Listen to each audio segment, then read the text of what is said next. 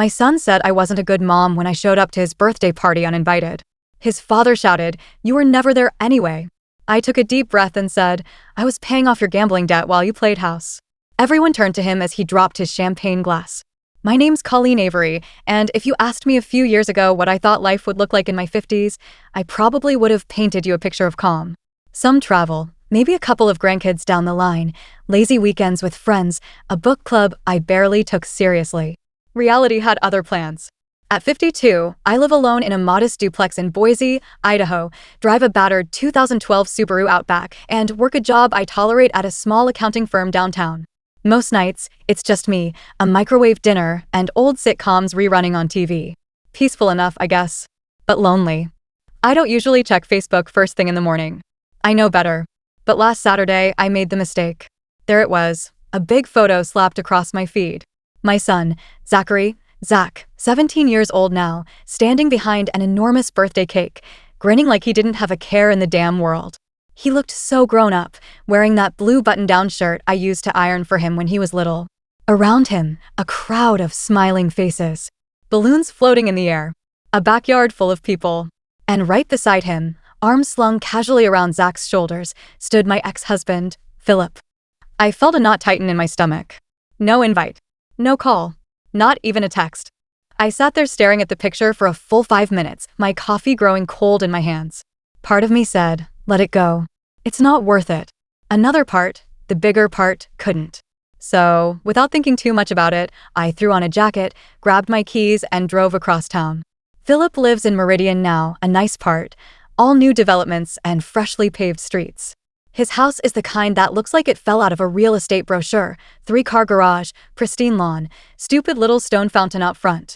I sat in my car for a minute, engine idling, feeling like an idiot. What was I even doing here? But before I could talk myself out of it, I KL'd the engine and got out. I could hear the party before I even reached the backyard. Music blasting, kids laughing, the clink of glasses. I slipped through the side gate, brushing past a hedge of blooming roses. The backyard looked like something out of a magazine. Fairy lights strung across the fence, white tents set up over tables loaded with food, parents milling around holding glasses of wine and sparkling water. And there, right in the middle of it all, was Zach. My heart squeezed. He was tossing a football with a couple of friends, his hair flopping into his eyes as he laughed. God, he looked happy. I stood there for a second, just watching him. Then he spotted me. The change in his face was immediate. The easy smile dropped. He said something to his friends and jogged over to me, face stiff. "Mom," he said, like he wasn't sure it was really me. What are you doing here?" I tucked my hair behind my ear, suddenly feeling self-conscious. "I saw the pictures. I thought I'd come by. Wish you happy birthday." He glanced over his shoulder, like he was worried someone might see him talking to me. "You weren't invited." The words were like a punch to the gut. I tried to keep my voice steady. "I'm still your mother, Zach." He folded his arms across his chest. "You don't act like it."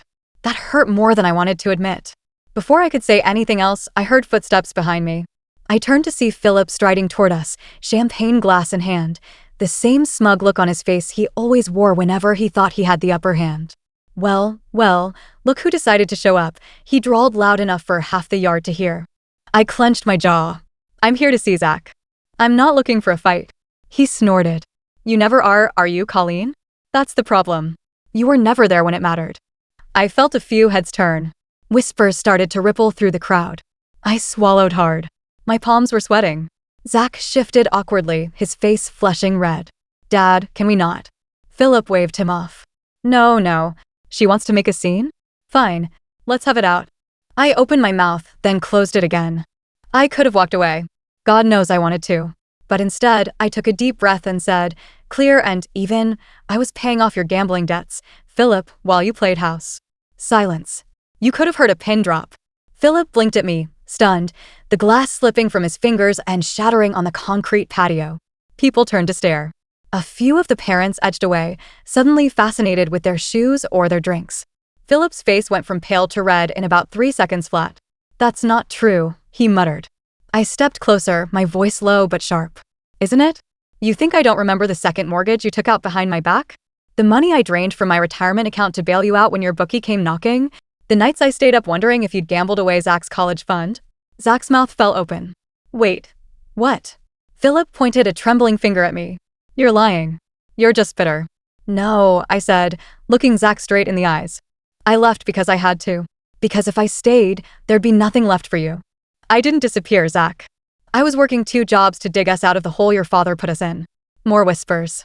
More eyes. Philip looked around, desperate for an ally. Nobody came. Zach took a step back, his face twisting into something I couldn't quite read. Hurt? Anger? Betrayal? Is that true? He asked, voice shaking. Philip opened his mouth, then shut it again. He looked like he wanted the ground to swallow him whole. Zach, he started, but there was no saving it now. I pressed my lips together, willing myself not to cry. Not here. Not now.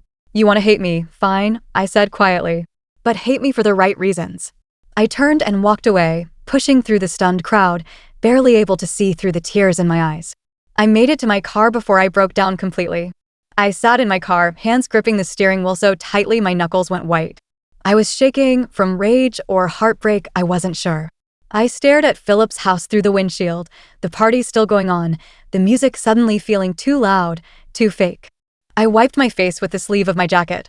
You shouldn't have come, I told myself. You knew how this would go. I was about to start the engine when I saw him, Zach, storming through the gate, his face like thunder.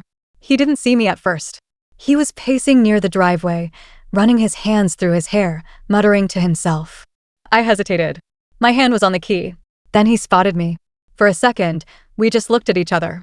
Then he came over, stiff and tense. He knocked on the window. I rolled it down halfway. You couldn't have told me any of this before? His voice cracked halfway through the sentence. I swallowed. I tried, Zach. You didn't want to hear it. You were just a kid. You needed to think your dad was good. You let me hate you, he said, voice rising. I flinched. I didn't let you. I didn't have a choice. He kicked the tire of my car, hard enough that it rocked a little. I don't know what to believe. Believe what you saw today, I said quietly. He ran a hand down his face. He looked exhausted. Older than 17. After a long moment, he leaned down a little closer. You should go. I nodded. Yeah, I will. He stepped back. His eyes were red, but he blinked fast, like he refused to let himself cry. I started the engine and pulled away, watching him shrink smaller and smaller in my rearview mirror until he was just a speck. The next few days were a blur. I went to work, pretending everything was normal. I filed taxes, answered emails, sat through meetings where people droned on about quarterly projections. At night, I sat on my couch with a glass of wine, staring at the TV without seeing it. My phone stayed silent. No calls. No texts. By Wednesday, I gave up and turned it off. If Zach needed time, he could have it. Friday night, there was a knock at my door. I wasn't expecting anyone. For a second, my heart leapt, stupid, hopeful, and then I told myself to calm down. It was probably a neighbor. I opened the door. It was Zach. He stood there, hands jammed in his jacket pockets, shoulders hunched like he was expecting me to slam the door in his face. I stepped back automatically. Come in. He hesitated, then walked inside, eyes darting around like he hadn't been there in years. Which he hadn't. The place probably looked small to him now compared to Philip's mansion. The beige carpet, the old sofa with the sagging cushions, the kitchen table I'd bought secondhand off Craigslist. He didn't say anything at first. Just stood there, looking uncomfortable. I waited. Finally, he blurted out, "Why didn't you fight for me?" It hit me like a brick to the chest. I motioned to the couch. Sit down, Zach. He sat, perching on the edge like he might bolt at any second. I sat across from him, hands folded tightly in my lap. I did fight, I said, voice thick. You just didn't see it. He shook his head. You left. You just disappeared. I leaned forward. You think I wanted to leave you? Zach, I stayed in that marriage longer than I should have because of you. I took crap from your father every day. I worked nights and weekends cleaning offices just to keep us afloat while he gambled away our savings. I fought lawyers when he tried to take you away from me. Then why didn't you win? His voice broke. I swallowed hard. Because he had money. And charm. And I had a nervous breakdown. They said I was unstable. Unfit. And I couldn't afford the good lawyers. He stared at me, mouth slightly open. I laughed bitterly. Philip knew how to play the game. I didn't. Zach scrubbed his hands over his face. I used to sit outside your school, I said, voice trembling. I used to drive by your soccer practices just to catch a glimpse of you. But your father had custody. He made it clear that if I showed up too much, he'd file for a restraining order. He shook his head. He said you didn't care. I cared so much it damn near KL'd me. Silence hung heavy between us. He looked at me for a long time, really looked like he was seeing me for the first time. Finally, he said you were selfish. That you chose your career over us. I let out a small, humorless laugh. What career? Zach, I was cleaning toilets at the DoubleTree on weekends. His face crumpled a little. He looked like a boy again, not the near adult he was becoming. I'm sorry, he said, voice small. You don't have anything to be sorry for, I said. You were just a kid. He nodded, but he didn't look convinced. I didn't come here to fight, he said after a minute. I needed to know. You have a right to know, I said. He picked at a loose thread on his jeans. I don't know what to do now. You don't have to do anything right now, I said softly. Take your time. We sat in silence. After a minute, he said, Dad's been lying to me about a lot of things, hasn't he? I didn't answer. I didn't need to. He knew. The clock ticked loudly in the background. Neither of us moved for a while. Zach looked smaller somehow, sitting there hunched over. His knee bounced up and down anxiously. Can I ask you something? He said, not meeting my eyes. Of course. Did you ever love him? His voice cracked on the last word. I leaned back, exhaling slow. I loved the idea of him. The man he pretended to be when we first met. He nodded, like he understood more than he wanted to. He wasn't always like that, I added. At first, he was charming. Funny. He made me feel seen. I gave a bitter smile. Turns out, he just liked having someone who'd take care of everything while he chased easy thrills. Zach nodded again. His hands twisted in his lap. Did he ever hit you? He asked quietly. The question caught me off guard. I blinked at him. No, I said. No, he didn't. Not with his hands. But there are other ways to hurt someone. He flinched like he understood that too well. I wanted to reach for him, to pull him into a hug like I used to when he was 5 and scraped his knee. But I didn't. I let him sit with it. After a while, he stood up abruptly. I should go. I got up too, heart thudding painfully. He walked to the door, hesitated with his hand on the knob. I don't know what happens next, he said, his back still to me. Neither do I said honestly. He looked over his shoulder at me. His eyes were sad and scared all at once. But he nodded. I'll call you, he said. And then he was gone. The house felt colder after he left. I wandered into the kitchen, poured myself a glass of water, and stood there staring out the window into the darkness. For the first time in years, I let myself cry.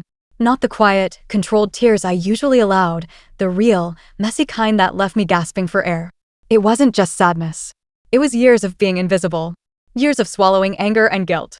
Years of missing moments I could never get back. When the sobs finally subsided, I sat down at the kitchen table and just breathed. The next day, I didn't hear from Zach. Or the day after that. Sunday night, I was curled up on the couch half watching a cooking show when my phone buzzed. Zachary.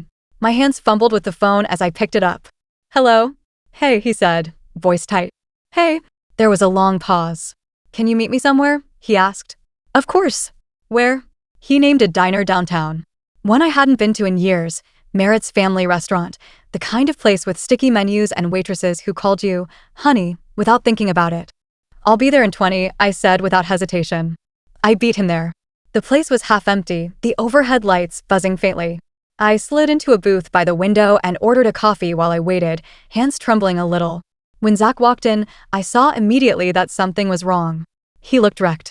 His hair was a mess, his jacket half-zipped. He spotted me and came over, sliding into the booth across from me. Are you okay? I asked, concerned. He shook his head. I talked to him. I didn't have to ask who he meant. He raked his hands through his hair. I confronted him about what you said. About the debts. The lies. I waited. At first he tried to deny it. Said you were making it up to turn me against him. Zach laughed bitterly. But I could tell he was lying.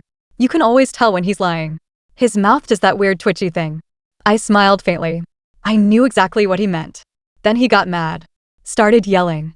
Said you ruined his life. That he only gambled because you nagged him so much. I stiffened, but said nothing. Zach looked at me, his face filled with something raw and angry. I told him to stop blaming you for his screw-ups. I blinked, surprised. He said if I took your side, I was dead to him. My stomach dropped. What did you say? I asked carefully. Zach stared at the chipped Formica table. I told him I wasn't choosing sides. I was choosing the truth. My throat tightened painfully.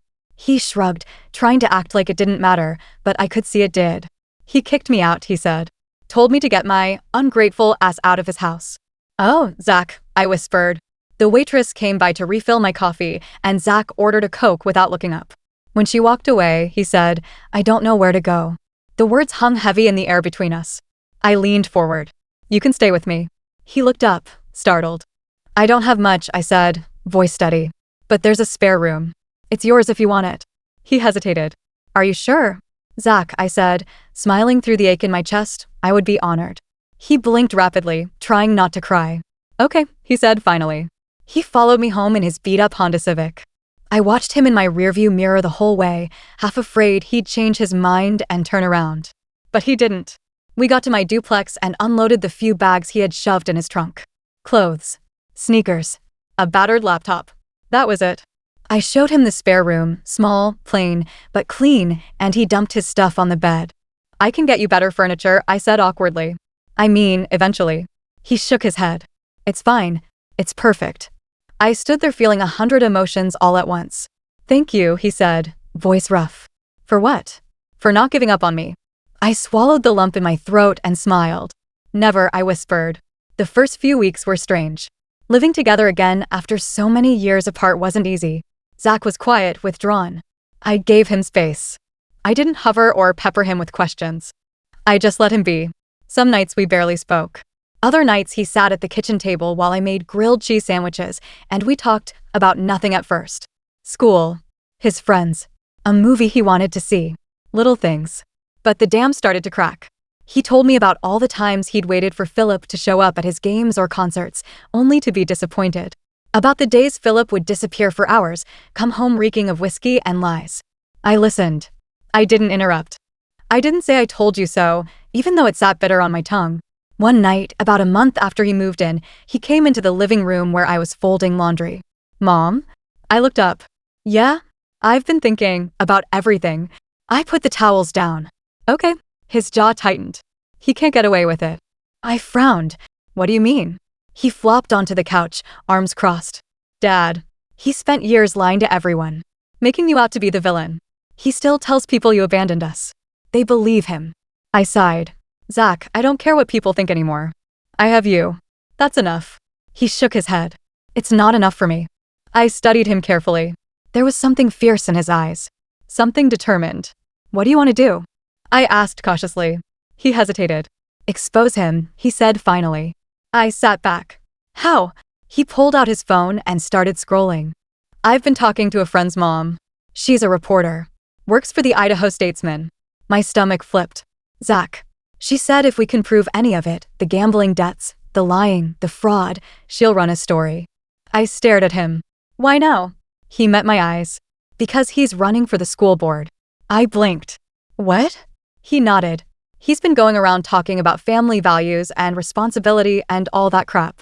People love him. I laughed bitterly. Of course they do. Zach leaned forward. He thinks he's untouchable. I say we show everyone who he really is. I hesitated.